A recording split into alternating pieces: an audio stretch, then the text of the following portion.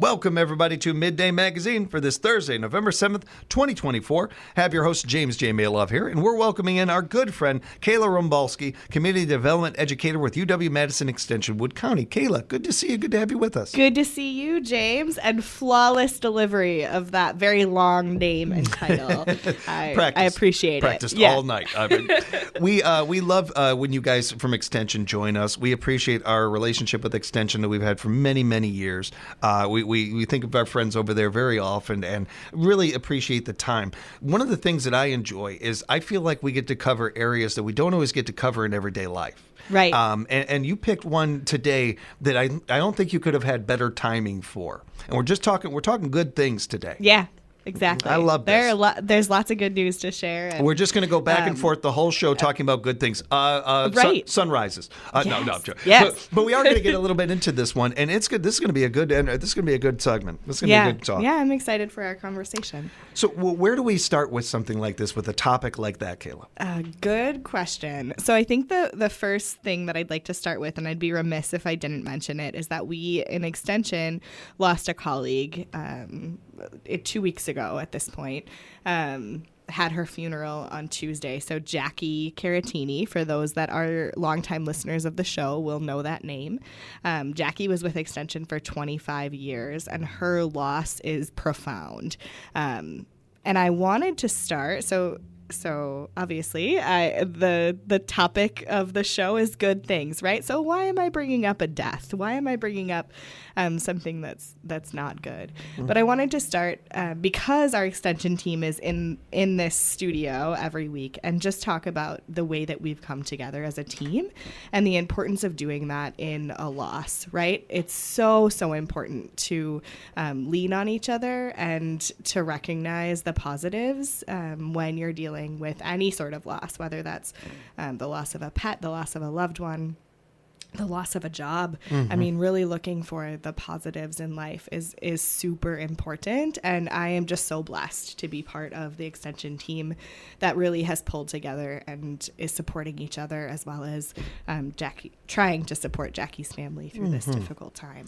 I had Laura in last week, and I felt bad because I felt like I put her on the spot bringing this up. Sure. And so I didn't want to do that to you.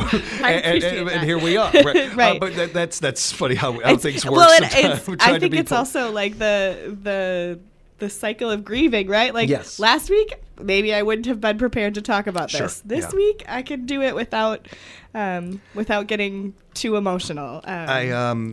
I appreciate this so much because I have brought this up a number of times, and I want to bring it up any chance we get, especially with Extension, because Jackie was one of the early interviews I did, was one of the people I cared more about when it comes to the people I've met in my radio life, and just enjoyed talking with her. We had so many conversations off air that it really hit home, and some that really quite bluntly changed my life. Her breathing technique, I do all the time. I didn't know that until Jackie was talking about it and everything, and her energy was impalpable. There is nobody that came in here and brought the kind of energy or excitement that she did, everything she was talking about. And I would not at all saying like I knew Jackie or anything, especially like you and your team but you did. But I knew her to a degree. Here every 6 weeks or so. That's enough. I do feel confident saying that Jackie would want us to be talking about these kind of subjects, good things, by reminding us of these things and staying positive and staying in a good energy. Absolutely. And that's a great way to honor her, I think. Yeah. I appreciate that. And that ties right into our topic today perfectly. It does. So lots of positive news to share. So for listeners that may not be familiar with my role with Extension, I am a community development educator. So I work very closely on a lot of economic development topics in the county and also across the region. And so when I say economic development, that's kind of a big buzzword that has many different meanings. But the topics that I'm talking about, what it kind of boils down to is things like childcare, things like housing, things like entrepreneurship and supporting businesses, things like broadband and infrastructure access. And so there's been a lot of work happening in those subjects and a lot of exciting things to report out on. So a lot of good things in each of these topics. Absolutely. I like good that. things. Good things. So we're going to start actually with entrepreneurship. So I'm going to go out of order. I'm going to throw James off a little bit. Completely threw it. That's fine. That's cool. So entrepreneurship is something that you and I, James, have talked about in the past on air a couple of times. We've had Mo from Mid-State Technical College join us and talk about entrepreneurship. So this is something that we've been really actively working on in Wisconsin Rapids and also in Wood County as a whole. And the good news, the good thing to share is that Wisconsin Rapids has been selected to host the 2025 Connecting Entrepreneurial Communities Conference. This is a conference that is a statewide audience that will draw into Wisconsin Rapids. Last year was the first year that the conference was hosted in Wisconsin, but it's been hosted in other Midwestern states for many years. It was in Platteville last year, and we're so excited to bring it to Central Wisconsin this year. This is one of those things that I've been seeing. I've seen this before, but I didn't ever think about it being in our area. And man, is that a cool idea. One of the bigger topics on people's minds is certainly the economy. And it always is. It was long before you and I were born. It was when we were kids. It will be going forward. It's always on people's minds. One of the ways that we have seen over and over again, especially in rural communities, smaller communities, of them, having a better economy or a healthy economy is supporting these kind of entrepreneurs, these young business people, these people that have an idea and they want to do something with it. Supporting that. Not only is it good for certainly the business world as a whole and your local economies, but so many times these individuals don't forget their roots. Exactly. And when things get better and better for them, they give back and they put into their communities and so many other things. There's so many layers to something like this, and we get to have it right in town. That's cool. That's pretty cool. Yeah, it's awesome. We are so excited. So it will take place in downtown Wisconsin Rapids. And it's a really unique conference. It's one that does not take place in a conference center or, a hotel ballroom. It's one that encourages participants to get into the community that's hosting it. And so it'll take place across downtown Wisconsin Rapids. We'll have sites potentially at the library, at the movie theater, maybe at Bee's Tap House, kind of spread out through downtown. We'll also be hosting this conference during Cranberry Blossom Festival. So it'll be a great way for those that are attending from out of town, from out of the area, to see what a wonderful event that is and to highlight all that makes Wisconsin Rapids and Central Wisconsin great. So to highlight that cranberry industry particularly. I know that there are, to the aspiring and entrepreneurs out there that live in our Wood County area, how can they be a part of this? They absolutely can, and we hope would be a part of this. So they can attend. They can also... There's a lot of planning that's going to happen between now and June, so they can certainly join our planning team and take a more active role. I don't know if I said this, but the conference is June 19th to 20th, 2025. Okay. Right. I think I'm ready. All right. Kayla, I wanted to continue with some of the entrepreneur conversation here because this certainly hits our area, but it's also includes, local areas as well. Marshfield, Wausau, anybody out there that wants to be a part of this? Yes, absolutely. So we know that entrepreneurship is really something that happens on a regional level, right? It's not something that happens in silos of communities. And so for this conference particularly, we are excited to highlight Central Wisconsin as a whole, not just Wisconsin Rapids. So Wisconsin Rapids may be the host city, but I view this as something that will highlight our entire region.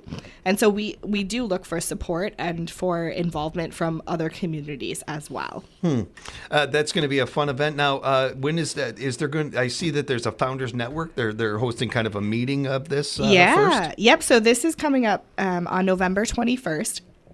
This event is also focused on entrepreneurship, a little bit different than the conference.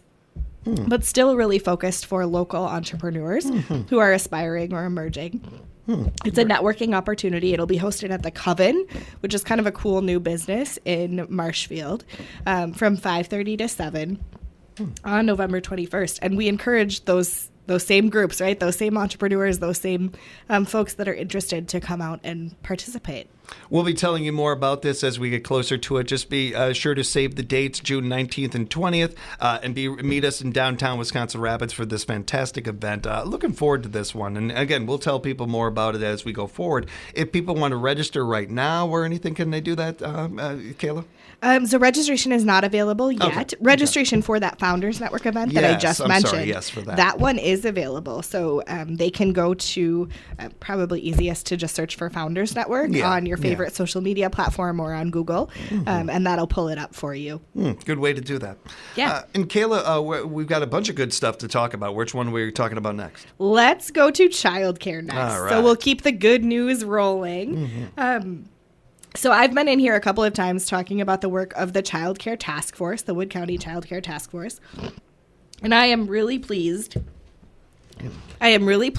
to announce that the County Board of Supervisors and the ARPA Ad Hoc Committee has approved the use of $500,000 in ARPA funds to support childcare. So this is a really great infusion of dollars into our childcare industry.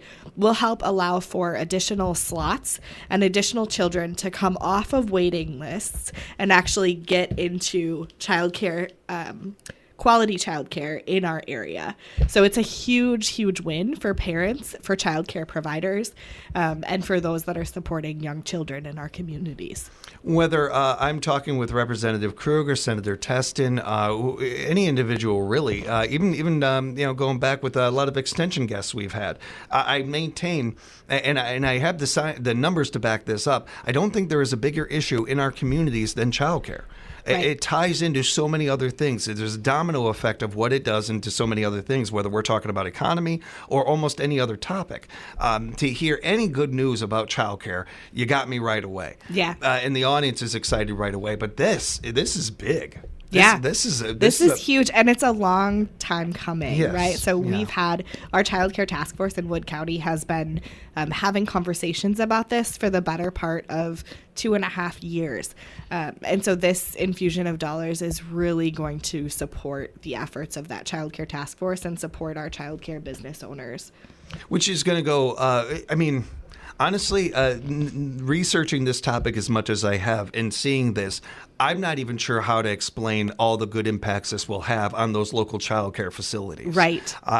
If we just focused on one thing, like they're being able to have one more set of kids or something like that.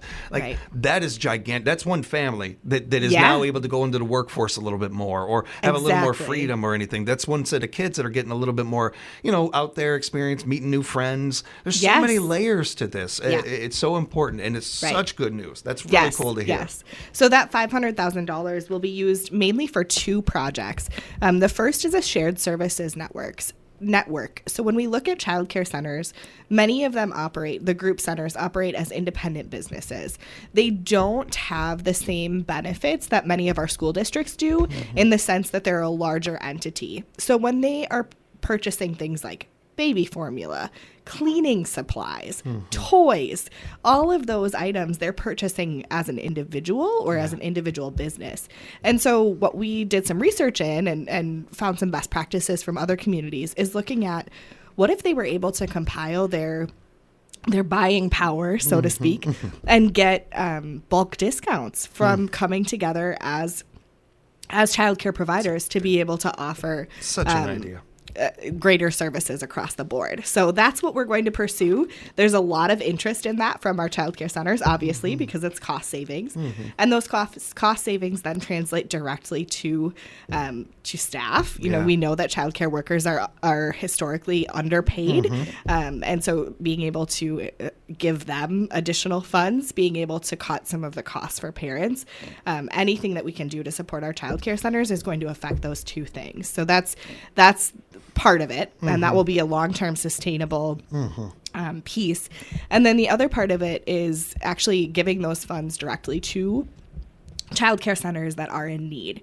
So as we look at things like startup and expansion funds, being able to support childcare centers that maybe they have a room in their facility that they could use for another classroom, but for whatever reason, it's not able to be used. So there's a lot of legality and regulations around what can actually be a childcare classroom. Right.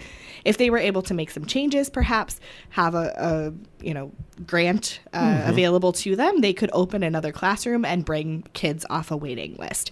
So that's kind of the plan for those funds. And ultimately, again, that goal is to get kids off waiting lists and to get them into quality care. That's fantastic. I look very excited for our communities when it comes to this. That's a really good one. Thank you for bringing that to us, Kayla. You want to go to housing next? Yeah, let's go to housing. So a lot of exciting news in housing as well. We are wrapping up the housing chapter of the Wood County Comprehensive Plan. So this chapter acts as a standalone housing study for the county. And what we've been doing with the support of our North Central Wisconsin Regional Planning Commission, shout out to Sam at the RPC. He has been an amazing support to us as we go through this work. What we've been doing is taking census data and all of the data that actually is like compiled for our region and actually using that side by side with real, not real is not the right term, but with actual qualitative data that we've received back in surveys. Yeah. So looking at, okay, here's what the the national statistics say or what the census data says, and here's what we're actually hearing from our local residents. And so we've been able to put that data side by side and get a really good picture of what housing looks like in Wood County. And as with childcare, so much of it comes down to access. Is it even available? Yeah. So that's a childcare thing as well. But with housing, access, is it even available? And then affordability. If it is available, can you afford the home or can you afford the rental unit? And so we're really looking at that and trying to increase both of those things, right? We want to increase affordability and making sure that we have homes that are affordable at every level. Yeah. So when I say affordable, I don't just mean low-income housing. I mean, also we know that we have workforce housing or we have folks that are looking maybe to move out of that starter home and into the next level of house, making sure that that's available at every level and priced right at every level. Right. That is monumental. That is huge. Anything that creates more maybe new future homeowners or helping current homeowners, any of the above. That's a wonderful bit of good news for us right there. That's great. Kayla, as we're wrapping up, we certainly want to talk about broadband as well, another topic that you and I touch on from time to time. Absolutely. Yes. So in broadband, exciting news is that BEAD funding dollars are coming down from the federal government and also from the state of Wisconsin. So BEAD stands for Broadband Equity, Access, and Deployment. And what we're looking at is essentially internet for all with our broadband efforts. So we want to make sure that everyone, regardless of where you live in Wood County, from Marshfield to Wisconsin Rapids to Pittsville to everywhere in between, that you have solid access to high-speed internet. And we have mapped the county with a really good picture of what that looks like. There are some enforceable, I won't get into all of the acronyms, but there are some enforceable funding commitments that cover the majority of the county with our broadband service. And then we're looking at just one small area that's west of Marshfield that will also be covered through an ISP. So within the next couple of years, and broadband infrastructure takes time, right? Yeah, it's putting fiber in the ground, it's trenching, it's actually like putting in the infrastructure. So unfortunately, it's not something where we can just let someone have internet overnight, right? But within the next couple of years, so by 2028 in a lot of cases, so 4 years from now, we should have a much better broadband infrastructure within the county. So looking at folks that are currently being serviced by Starlink or by satellite type providers will have, in most cases, broadband to their home. And that's a huge win. That's a really good thing. Yeah, really is. We've touched on the importance of broadband and good internet and internet reliability. And when it comes to how our society is going, where it's just more and more leaning onto technology, leaning onto the internet, this just becomes more and more important. And as we have touched on before, it becomes even more important in some of these areas that need it the most and that have not had it. That's not just a good story. That's game changer. That's a game changer right there. But in fact, when I think now that I'm thinking about everything we've talked about today, these are all game changers. These are all really big things. There's good things. I think you might have undersold this. These are really great things. These are great things, Kayla. This was a really fun conversation, and we touched on so many wonderful things. There may be follow-ups to some of this stuff. If people are curious, they want to know more, ask you some questions, how can they get in touch with you? Of course. So they can find my lovely picture and face on the Extension Wood County website. So if you go to Wood County .gov and scroll to the Extension page, you'll find us there. You can also find us. We've got a social media presence. So if you're a Facebook user, you can find us on Facebook. I think sometimes I joke with you, James, you can send a carrier pigeon. Yes, I respond to a lot of different ways of communication, so please reach out. How are your Morse code skills? How are you? They're a bit rusty. I could probably use some help. Stick with email. Yeah, there we go. Better. But Kayla, thank you. Say hi to the team over there for us. Will do. We appreciate you guys so very much. Thank you for the time. Wonderful. Thank you, James. And thank you for the good things. Yes, of course. We will have more Midday Magazine lined up for you right here at 97.5 FM, 1320 AM. WFHR, we are locally grown radio.